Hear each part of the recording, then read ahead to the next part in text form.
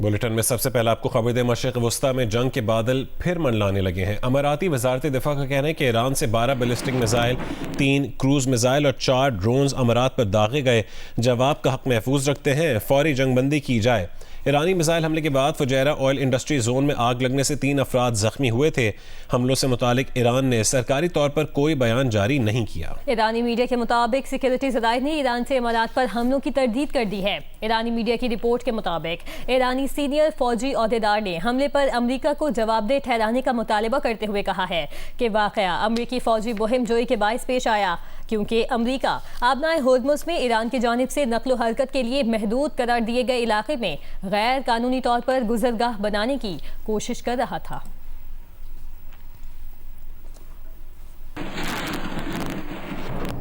यहाँ आपको बताएं कि ईरानी जनूबी बंदरगाह दियाल पर मुतादिद कमर्शियल बैरेजेस में आग लग गई है। ईरानी मीडिया के मुताबिक फायर फाइटर्स आग पर काबू पाने की कोशिशों में मसरूफ हैं। वाक़े की वजूहात नामालूम हैं।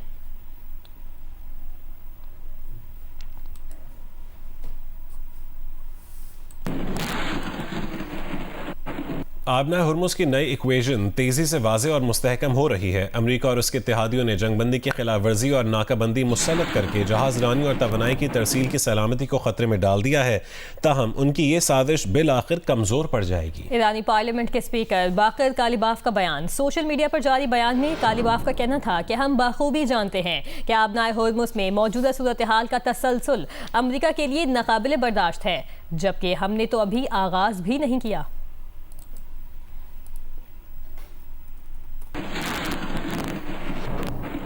ईरानी वज़ीर ख़ारजा अब्बास अराग़ची ने कहा है कि आबनाए हुर्मुज़ में पेश आने वाले वाक़यात से ये बात वाज़ेह हो गई है कि सियासी बहरान का कोई फ़ौजी हल मौजूद नहीं है। एक बयान में उन्होंने कहा कि पाकिस्तान की कोशिशों के बायस अमरीका से बातचीत में पेशरफ्त हो रही है। इस दौरान अमरीका को अपना बुरा चाहने वालों से मुहतात रहना चाहिए, जो अमरीका को फिर से दलदल में घसीटना चाहते हैं।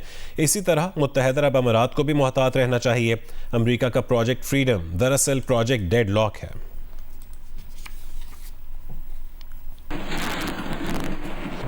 सऊदी अरब ने खित्ते की मौजूदा सूरत हाल में फरीक़ैन से तहम्मुल की अपील की है और पाकिस्तान की सालिसी की हिमायत का ऐलान किया है। सऊदी वज़ारत ख़ारजा के बयान में कहा गया कि सऊदी अरब आबनाए हुर्मुज़ में मामूल के मुताबिक समुद्री जहाज़रानी बहाल करने की अहमियत पर जोर देता है।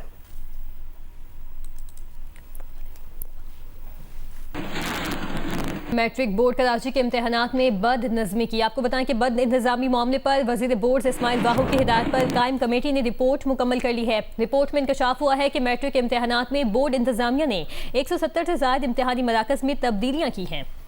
इसी पर बात करेंगे जियो न्यूज़ के नुमाइंदे राना जावेद से। राना बताएगा कि कमेटी में मजीद जिस रिपोर्ट में क्या इंकशाफात किए गए हैं? जी बिल्कुल, मैट्रिक के इम्तहान जब शुरू हुए तो शुरू होने से पहले ही बड़े पैमाने पर बदनज़मी देखने में आई थी। तलबा के इम्तहानी मराकिज़ पहले और इम्तहान शुरू होने के बाद तब्दील होते रहे थे, जिसकी वजह से कराची भर के तलबा, वालिदैन और असातिज़ा को परेशानी का सामना। जिसके बाद वज़ीर बोर्ड यूनिवर्सिटी इस्माइल राव ने एक इंक्वायरी कमेटी तश्कील दी थी। इस इंक्वायरी कमेटी की रिपोर्ट वज़ीर बोर्ड यूनिवर्सिटी इस्माइल राव को रिसीव करवा दी गई है, उन्होंने तस्दीक कर दी है।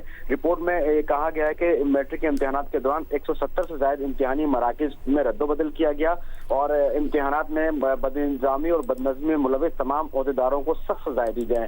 Chairman matric board Karachi Ghulam Hussain सोह के हवाले से कहा गया है उन्हें फौरी तौर पर मुअत्तल किया जाए। इसके साथ ही नाज़िम इम्तहान मैट्रिक बोर्ड अहमद खान छुट्टो, जिनको लाड़काना से सिर्फ इम्तहान शुरू से 4 रोज कबल कराची लाया गया था, उनको भी मुअत्तल करने का फैसला मुअत्तल करने कहा गया। साथ ही ये भी लिखा गया है कि दोनों अफराद के खिलाफ एंटी करप्शन के लिए जरिए क्रिमिनल कार्रवाई अमल में लाई जाए, जबकि दीगर जो अफसरान इस तमाम मामले में मुलविस हैं उनके खिलाफ भी कार्रवाई की जाए। सेक्रेटरी बोर्ड के खिलाफ ज़ाब्ते की कार्रवाई पर अमल दरामद को यकीनी बनाया जाए, जबकि डिप्टी कंट्रोलर और साबिक नाज़िम इम्तहानात इमरान भट्ट को दिए गए शोकॉज के मुताबिक जल्द कार्रवाई मुकम्मल की जाए। इसके अलावा रिपोर्ट में यह भी कहा गया कि चेयरमैन गुलाम हुसैन सोह ने मुख्तलिफ अफराद के साथ मिलकर इम्तहानी मराकिज़ तब्दील किए गए। एजेंट्स में मंजूर सुरंगी, ईमान भट्ट, राजा फयाज, मिराज अली ने इम्तहानी मराकिज़ तब्दील करवाए, जबकि एजेंट हेडमास्टर मोहम्मद अली, अयूब शानी, आमिर मुर्जा ने चेयरमैन व नाज़िम इम्तहानात के जरिए इम्तहानी मराकिज़ तब्दील। यूनिवर्सिटी एंड बोर्ड के मिनिस्टर इस्माइल राव कहना है कि किसी किस्म का दबाव बर्दाश्त नहीं किया जाएगा। राना, बहुत शुक्रिया तफसीलात से आगाह करने के लिए। आगे बढ़े, आपको खबर दें, 4 सद्दा में नामालूम अफराद की फायरिंग से JVI के साबिक MPA मौलाना मोहम्मद इदरीस जान बहक हो गए हैं और 2 सिक्योरिटी पर मामूर पुलिस एहलकार जख्मी हो गए हैं। इस हवाले से मजीद डिटेल्स लेंगे जियो न्यूज़ के नुमाइंदे अबू बकर सिद्दीक से। अबू बकर, कहिएगा मजीद क्या तफसीलात मिली हैं? देखिए, वाकये के हवाले से जो है आरपीओ मर्दान रब नवाज ने इब्तदाई रिपोर्ट जो है वो सेंट्रल पुलिस ऑफिस को जो है वो अरसाल कर दी है। और इस रिपोर्ट में बताया गया है कि सुबह 8:10 पर नामालूम 2 मोटरसाइकिल सवार जो है उन्होंने मौलाना इदरीस की गाड़ी पर फायरिंग की। बेसिकली 4 दहशतगर्द हैं और सेंट्रल पुलिस ऑफिस की जानब से जो तफसीलात शेयर की गई है उसके मुताबिक वाकये के बाद मौलाना इदरीस और 2 जख्मी जो कांस्टेबल उनके साथ थे उनको फौरी तौर पर हॉस्पिटल मुंतकिल किया गया। और साथ में इसमें बताया गया है कि मौलाना मोहम्मद इदरीस जो है वो रास्ते में ही जख्मों की ताब ना लेते हुए जाम शहादत जो है वो नोश करके, जबकि जो जख्मी पुलिस कांस्टेबल है उनको तभी इमदाद जो है वो इस वक्त फराहम की जा रही है। सेंट्रल पुलिस ऑफिस की जानिब से बताया जा रहा है कि ये एक मुनज़्ज़म टारगेट किलिंग का वाकया जो है और सेंट्रल पुलिस ऑफिस के मुताबिक आला सतह की तहकीकाती टीमें जो है वो तश्कील दे दी गई है और इलाके को जो है वो घेरे में लेकर सर्च ऑपरेशन भी शुरू कर दिया गया है। और इसके साथ ही सेफ सिटी कैमरों की मदद से हमलावरों की शनाख्त से मुतल्लिक जो है वो अहम पेशरफ भी हो गई है पुलिस को, जबकि मुल्जिमान की तस्वीर जो है वो भी पुलिस ने हासिल कर ली है। और सेंट्रल पुलिस ऑफिस की जानब से बताया जा रहा है कि पुलिस टीमें जो है वो मुख्तलिफ मकामात पर जो है वो छापे मार रही है। जी, बहुत शुक्रिया अबू बकर सिद्दीक, आप इस हवाले से आगाह कर रहे थे।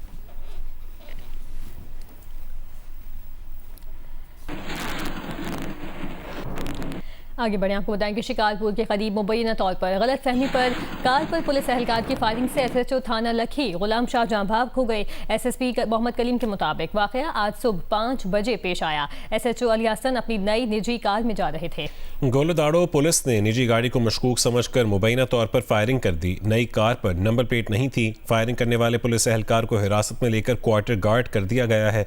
IG सिंध जावेद आलम ओढ़ो ने वाक़े का नोटिस लेकर DIG लाड़काना नासिर आफ्ताब से रिपोर्ट तलब कर ली है।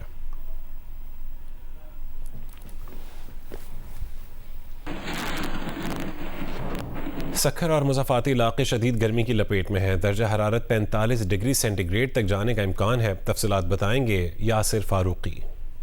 जी बिल्कुल, सखर और इसके मुज़फ़्फ़राती इलाकों में आज भी गर्मी की शिद्दत बरकरार है और ये रोज़ ब रोज़ गर्मी की शिद्दत में इजाफा भी यहाँ दिखाई दे रहा है। आज भी हवा चल रही है जो कि गर्म है, जो लू की सूरत इख्तियार कर चुकी है। आज कम से कम दर्जा हरारत 43 डिग्री सेंटीग्रेड जबकि ज़्यादा से ज़्यादा दर्जा हरारत 45 डिग्री सेंटीग्रेड तक जाने का इम्कान है। जैसे जैसे गर्मी की शिद्दत बढ़ रही है, सेप्को की जानिब से बिजली की लोड शेडिंग का दौरानिया भी बढ़ा दिया गया है। शहरी इलाकों में 6 से 8 घंटे तक जबकि दही इलाकों में 8 से 10 घंटे तक लोड शेडिंग की जा रही है। ताहम सेप्को हुक्काम का कहना है कि बिजली की पैदावार कम होने के बायस शहरी और दही इलाकों में यकसा लोड मैनेजमेंट की जा रही है जो कि 1 से 2 घंटे की लोड शेडिंग है। जबकि कैटेगरी 1, 2 इंडस्ट्रियल इंडिपेंडेंट फीडर्स पे बिल्कुल भी लोड शेडिंग नहीं की जा रही है। लेकिन जो लाइन लॉसेज वाले इलाके हैं जहां पे बिजली की चोरी ज्यादा है और रिकवरी ना होने के बराबर है, वहां पे हुकूमती पॉलिसी के मुताबिक लोड शेडिंग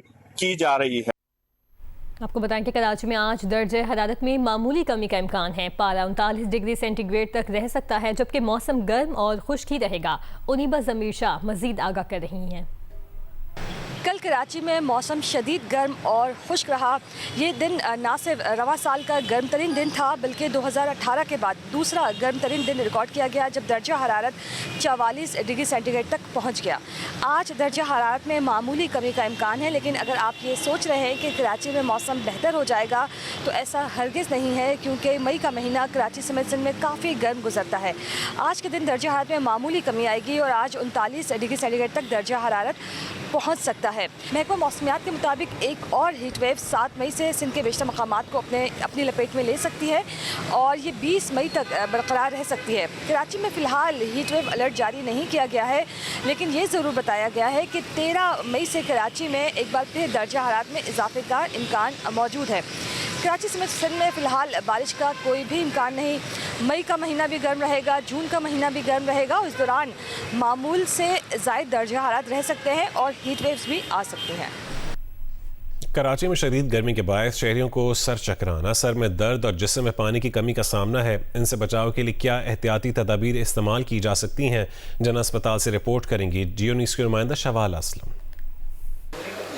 कराची इन दिनों शदीद गर्मी की लपेट में है। ऐसे में अस्पतालों में क्या सूरत हाल है? हीट एक्सॉशन और हीट स्ट्रोक के कौन से पेशेंट्स अस्पताल में आ रहे हैं, क्या सूरत हाल है? इस हवाले से हमारे साथ एमरजेंसी इंचार्ज जिला अस्पताल डॉक्टर इरफान सिद्दीकी मौजूद हैं। जो बुजुर्ग हैं या बच्चे हैं जिनके अंदर डिहाइड्रेशन का एलिमेंट जल्दी डेवलप हो जाता है, उनके ऊपर नज़र रखें। अगर घर से निकलना ज़रूरी है तो शेड्स के अंदर रहें, सन ग्लासेस पहन सकते हैं, गीले तौलिए हैं वो इस्तेमाल करें, ढीले कपड़े पहने और जो है लाइट कलर्स पहने, उस पर सूरज की जो रोशनी है वो कम एब्जॉर्ब होती है। क्या डिफरेंस है हीट स्ट्रोक और हीट एक्सॉशन में, थोड़ा उसको भी बताइएगा। देखिए, ये हीट स्ट्रोक का माइल्डर फॉर्म होता है जिसमें टेम्परेचर होता है। हीट स्ट्रोक के अंदर हमारे पास 105 के साथ टेम्परेचर के साथ आते हैं, गुनूदगी में पेशेंट आते हैं। लेकिन जो एग्जॉशन वाले पेशेंट होते हैं उनको चक्कर आ सकते हैं, जिस्म में दर्द हो सकता है, फीवर की वजह से माइल्ड डिहाइड्रेशन हो सकती है, जिनको ओपीडी के थ्रू ही घर में एहतियात लेके वो खुद को खुद से रिकवर कर सकते हैं। जूसेस का इस्तेमाल जैसे ORS हो गया, उसका इस्तेमाल करना ज़रूरी है। सिर्फ पानी नहीं लेकिन ORS करें ताकि वो जो इलेक्ट्रोलाइट, जो नमकिया ज़ाया हुई है जो पूरे जिस्म को चलाती है, उसका भी बैलेंस हो सके। प्रिकॉशंस लाजमी अपनाएं और साथ ही जो खाना पीना है उसका भी काफ़ी ख्याल रखा जाए, म्यारी खाया जाए, जो गैर म्यारी मशरूबात हैं उनका इस्तेमाल नहीं किया जाए और एहतियाती तदबीर को लाजमी इख्तियार किया जाए। जी, वज़ीर आज़म शहबाज शरीफ ने गुज़श्ता रात UAE में मिसाइल और ड्रोन हमलों की शदीद मजम्मत की है। वज़ीर आज़म शहबाज शरीफ ने कहा है कि वो शेख मोहम्मद बिन जायद के साथ मुकम्मल यकजहती का इज़हार करते हैं। इस मुश्किल वक्त में UAE की हुकूमत अमराती भाइयों बहनों के साथ मजबूती से खड़े हैं। वज़ीर आज़म ने कहा है कि इंतहाई ज़रूरी है कि जंगबंदी को बरकरार रखा जाए और उसका एहतराम किया जाए। खित्ते में पायदार अमन व इस्तेहकाम के लिए मुज़ाकरात को ज़रूरी सिफारती गुंजाइश फराहम की जानी चाहिए।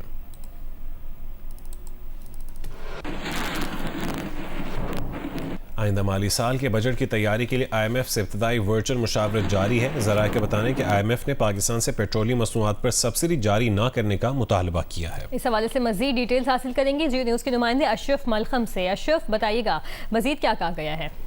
जी बिल्कुल, IMF के साथ जो एक ऑनलाइन मुशावरत का अमल जारी है आइंदा बजट के लिए, उसमें एक चीज़ बड़े ज़ोर से IMF की तरफ से कही गई है कि जो सब्सिडी दे रहा है पाकिस्तान एनर्जी पे, खास तौर पर बिजली पे और पेट्रोल पे, उसको आइंदा बजट में जारी ना रखा जाए और उसको इंश्योर किया जाए कि कम से कम बिजली के शोबे को भी सब्सिडी दी जाए। उसके साथ ही जो रिकमेंडेशन आती हैं ओबरा की तरफ से, नेपरा की तरफ से पेट्रोलियम मसनूआत और बिजली की कीमतों में इजाफे की, उनका फौरी तौर पर अमल दरामद किया जाए। इसमें दूसरी चीज़, अहम चीज कही गई IMF की तरफ से कि आइंदा बजट में जो इंश्योर किया जाए कि GDP टैक्स की रेशियो जो है कम से कम उसमें 1% जरूर इजाफा किया जाए कि टैक्स रेशो को GDP उसको बढ़ाया जाए और टैक्स नेट को वसी करने के साथ साथ टैक्स इस्तेसना जो है मुख्तलिफ शोबों को वो कम से कम किए जाएं और दूसरे जो हुकूमती अखराजात हैं इस वक्त जो मुख्तलिफ शोबों में नॉन डेवलपमेंट अखराजात जिनको कहते हैं उन पर यकीनी बनाया जाए कि उसमें मजीद कमी लाई जाए आइंदा बजट में जी।